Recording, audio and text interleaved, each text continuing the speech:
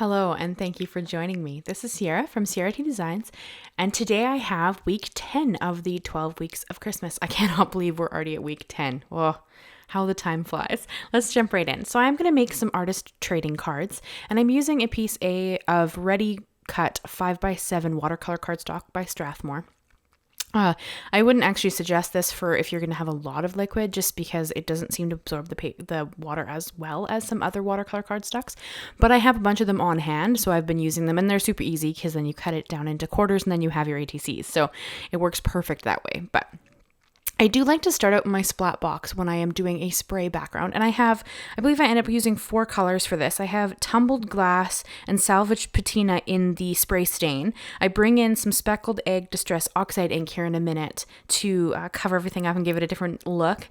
And I am also using the Hocus Pocus mica spray, which was the purple out of the Halloween mica spray set.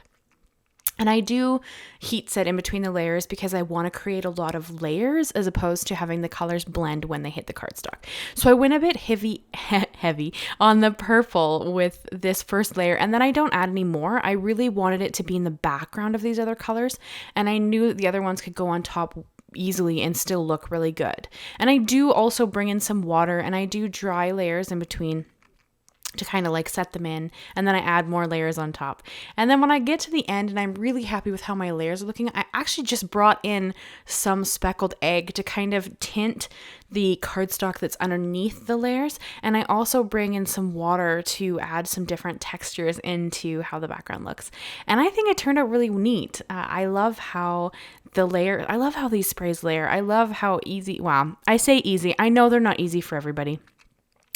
But I love how they're just so fun to play with. And as long as you are conscious of your color choices, you can create some beautiful backgrounds and not have too much trouble. So the backgrounds I set aside to dry because I splashed some perfect pearls on top of it. And then I'm going to cut out these beautiful snowflakes. These are some newer snowflakes to me anyway. They are the Simon Says Stamp Harmony Snowflake dies. And it comes with those 3 snowflakes. And for whatever reason, I did not realize how delicate these are. Like, look how pretty these are. I mean, I see them on the packaging, so I thought that they were thicker than they actually are. Well, they're not.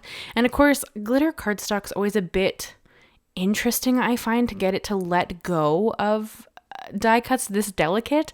So you can see I'm struggling a little bit to kind of get this out. It does rip in a few places, mostly just in the background. Although one piece of the snowflake itself did actually rip. I just glued it back on because that's how I roll. I'm not cutting them again. And I did actually cut the 3 snowflakes twice out of this white glitter cardstock and twice out of that mirror pearl matte silver cardstock. Maybe it's not pearl. Maybe it's just mirror matte. But it's beautiful. You can see the snowflakes all sitting there after I'd cut them out. And you saw that I brought in my Tim Holtz craft pick to help me release the glitter cardstock from itself, just because it doesn't like to let go. And so the only rule to an artist trading card is that it has to be 2.5 by 3.5 inches. So you can see here, that's why the 5x7 works perfectly, because when you cut it in half and then half the other direction, you get the 2.5 by 3.5. So I like it for that, but if you're going to go heavy on the spray, I wouldn't suggest it. I don't find that it takes a lot of color really well. And then because I like to edge my cards, I find that really gives it a finished look. I have this kind of silver sparkle embossing powder. I think that it's Hero Arts. I got it in a kit, I want to say almost a year ago, somewhere in there.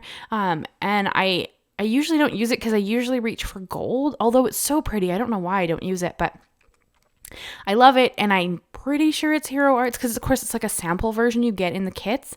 So I will try to find it, and I always link everything I use down below as long as I can find it, and I'll try to find it because this stuff is just super pretty, especially with that matte mirror silver cardstock. I think it just turned out stunning.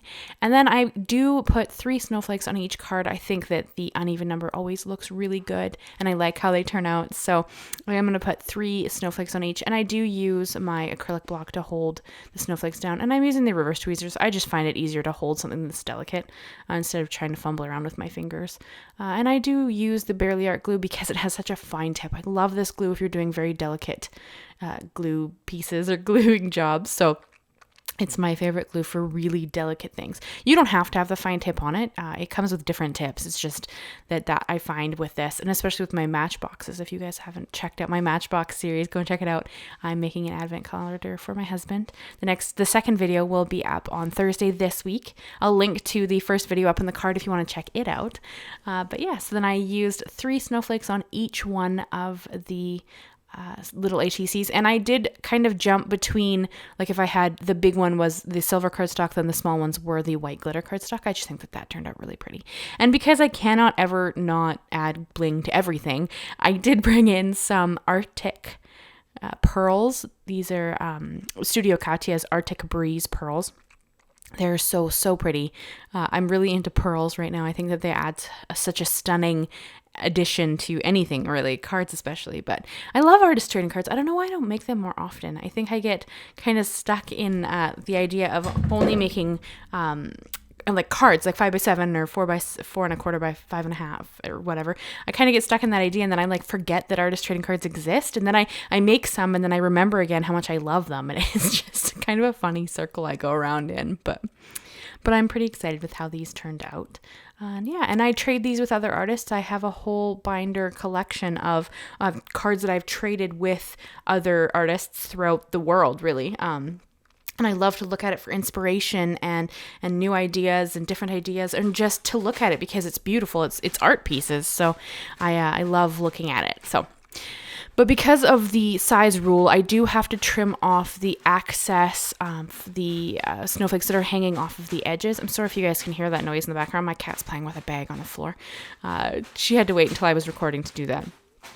So I just trimmed off the pieces that are hanging off of the edges, and I always put them in a sleeve when I ship them just to keep them safe.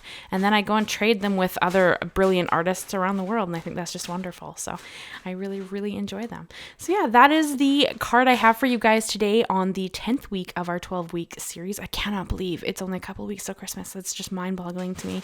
Like, where did time go? Like, I don't know. I know as I get older, like, time flies. It's just, sometimes it's shocking that it flies so quickly, but here I'm going to hold it up and give you a closer look at these cards. I'm sorry, she just went in the bag now.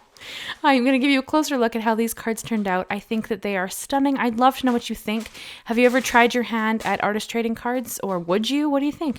Thank you so much, guys. Consider leaving me a like, leaving me a comment, and I'd love if you'd consider subscribing. I do new videos every Monday and Thursday. Thank you so much, guys, and I will see you again soon. Bye-bye for now.